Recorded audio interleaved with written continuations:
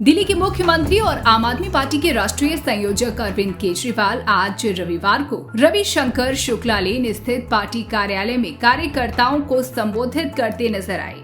इस दौरान दिल्ली के सीएम ने कार्यकर्ताओं के सामने मुख्यमंत्री पद से इस्तीफे को लेकर बड़ा ऐलान किया। साथ ही लेटर बम फोड़ते हुए पीएम मोदी और एलजी पर तीखा हमला भी बोला। इस दौरान उन्होंने भगत सिंह की जेल डायरी किताब भी दिखाई। कहा कि हम जनता के आशीर्वाद से बीजेपी के सारे षड्यंत्र का मुकाबला करने की ताकत रखते हैं। उन्होंने आगे कहा कि बीजेपी के आगे हम न झुकेंगे, न रुकेंगे और न ही बिकेंगे। 2 दिन बाद विधायक दल की बैठक होगी। बैठक में नए मुख्यमंत्री को लेकर फैसला होगा। वहीं मनीष सिसोदिया के मुख्यमंत्री चुने जाने पर उन्होंने अपनी तरफ से स्थिति को साफ करते हुए कहा कि मनीष सिसोदिया पर भी वही आरोप हैं जो मुझ पर हैं। उनका भी यही सोचना है कि वे भी चुनाव जीतने के बाद ही पद संभालेंगे। ऐसे में माना जा रहा है कि आतिशी, कैलाश गहलोत, गोपाल राय, सौरभ भारद्वाज और सुनीता केजरीवाल में से कोई एक बस 2 से 3 दिन में मुख्यमंत्री बन सकता है। वहीं अब केजरीवाल का पूरा फोकस हरियाणा में चुनाव प्रचार पर होगा। जम्मू कश्मीर में विधानसभा चुनाव में भी आप चुनाव लड़ रही है। वहीं गौरतलब है कि 5 अक्टूबर को हरियाणा में वोटिंग है, जहां कांग्रेस से आपका गठबंधन नहीं हुआ है। आपने सभी 29 सीटों पर अपने प्रत्याशी उतारे हैं।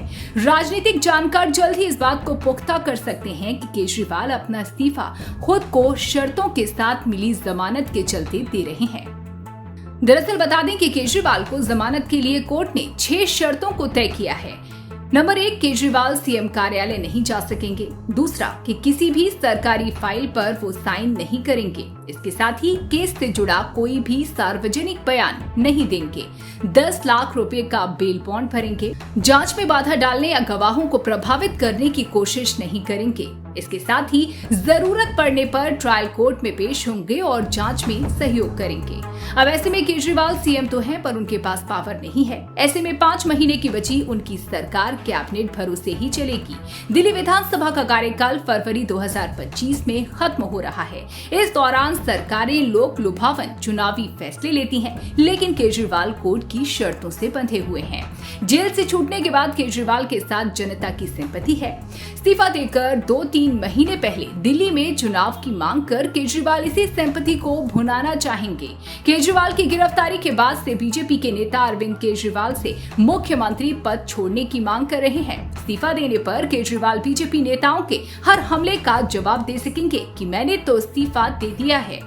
वहीं बीजेपी केजरीवाल के इस्तीफे को पब्लिसिटी स्टंट करार दे रही है। बीजेपी प्रदेश अध्यक्ष वीरेंद्र सचदेवा ने कहा कि अरविंद केजरीवाल कह रहे हैं कि वे दिल्ली की जनता के बीच जाएंगे, जबकि जनता ने 3 महीने पहले ही अपना फैसला सुना दिया था। जब उन्होंने जेल के बदले वोट का नारा लगाया था, जनता ने उन्हें 0 सीटें दी थी। दिल्ली कांग्रेस के नेता संदीप दीक्षित ने भी केजरीवाल पर हमला बोला और केजरीवाल के इस्तीफे को एक नौटंकी करार दिया है।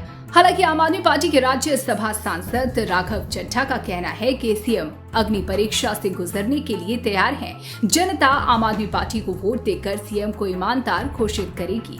बता दें कि दिल्ली में 2013 से केजरीवाल की सरकार है। केजरीवाल लगातार 3 बार सीएम बने हैं। 2013 में दिल्ली विधानसभा चुनाव में बीजेपी 32 सीटों के साथ सबसे बड़ी पार्टी बनकर उभरी थी, लेकिन बहुमत के आंकड़े से दूर थी, जबकि आपको 28 और कांग्रेस को 8 सीटें मिली। कांग्रेस के समर्थन से अरविंद केजरीवाल ने अपनी सरकार बनाई। हालांकि 49 दिन बाद दोनों पार्टियों का गठबंधन टूट गया, जिसके बाद 2015 को फिर से हुए विधानसभा चुनाव में आम आदमी पार्टी ने 67 सीटों पर जीत हासिल की, जबकि बीजेपी सिर्फ 3 सीटों पर ही सिमट गई थी।